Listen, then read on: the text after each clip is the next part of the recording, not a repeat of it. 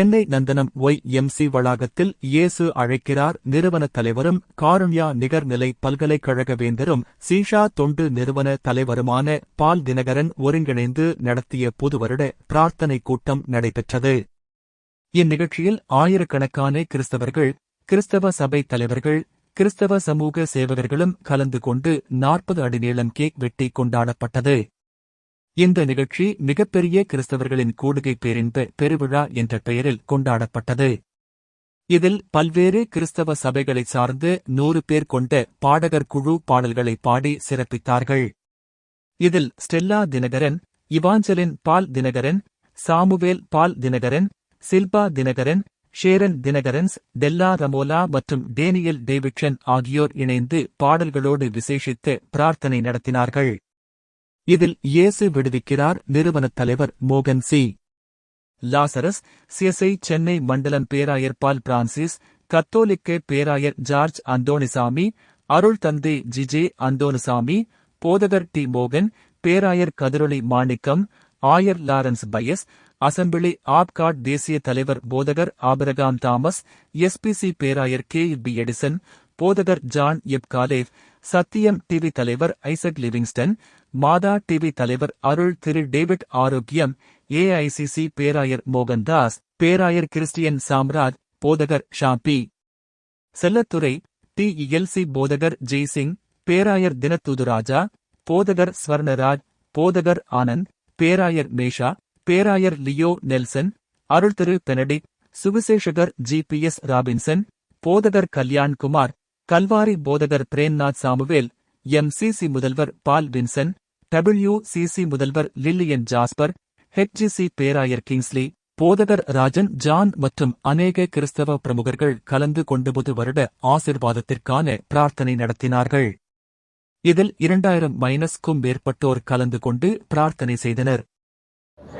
இந்த 2026ஆம் வருடம் ஒரு விசேஷித்த பாக்கியமான வருடம்.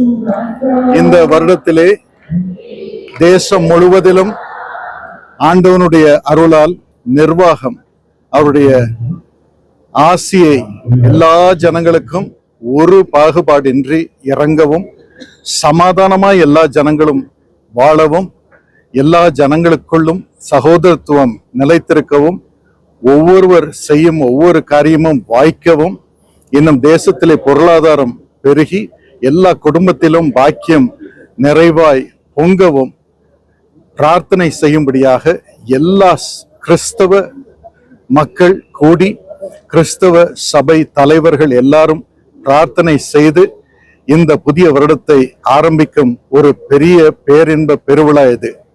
இந்த நேரத்திலும் ஒரு பாகுபாடின்றி அத்தனை கிறிஸ்தவ சபை தலைவர்களும், இன்ஸ்டிடியூஷனல் ஹெட்ஸும், இன்னும் ப்ரொஃபஷனல்ஸும், இன்னும் சமூக சேவகர்களும் ஜாதி இன மத வேறுபாடின்றி ஒன்றாக இணைந்து நாங்கள் பிரார்த்தனை செய்திருக்கிறோம். நிச்சயமாக இதன் பலன் தேசத்திலே விளங்கும். இரண்டாவதாக, நாங்கள் கூடியிருப்பதின் நோக்கம், நாங்கள் கிறிஸ்தவர்களாக சேர்ந்து இந்த தேசத்திற்கு, தேசத்தின் ஜனங்களுக்கு இன்னும் என்ன அளவிலே சேவை செய்யலாம், கல்வி பணியிலே, சமூக சேவையிலே, மருத்துவ சேவையிலே, இன்னும் தேச நிர்வாக சேவையிலே இன்னும் எப்படி எல்லா ஜனங்களுக்கும் பாக்கியத்தை கொண்டு வரலாம் என்பதற்காக நாங்கள் திட்டமிடும்படியாகவும் பிரார்த்தனை செய்யும்படியாகவும் கூடியிருக்கிறோம்.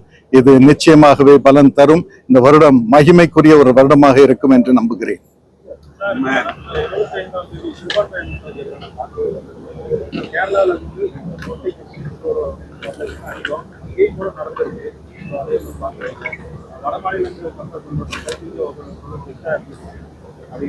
இப்போ தேசத்துல பலவிதமான சம்பவங்கள், முக்கியமாக கிறிஸ்துமஸ் நாளன்று நடைபெற்றதை நாம் பார்க்கிறோம். ஆண்டவன் எங்களுக்கு சொல்லிக் கொடுத்ததெல்லாம் உங்களுக்காக ஜெபம் செய்கிறவர்களுக்காக ஜெபம் செய்வது மட்டுமல்ல, நன்மை செய்பவர்களுக்காக நன்மை செய்பவர்களுக்கு மட்டுமல்ல, நன்மை செய்வது மட்டுமல்ல, நீங்கள் யாவருக்கும் ஒரு வேறுபாடின்றி உங்களுக்கு நன்மை செய்தாலோ தீங்கு செய்தாலோ அவர்களுக்கு பிரார்த்தனை செய்து அவர்களுக்கு இன்னும் கூடுதலாக நன்மை செய்யுங்கள்.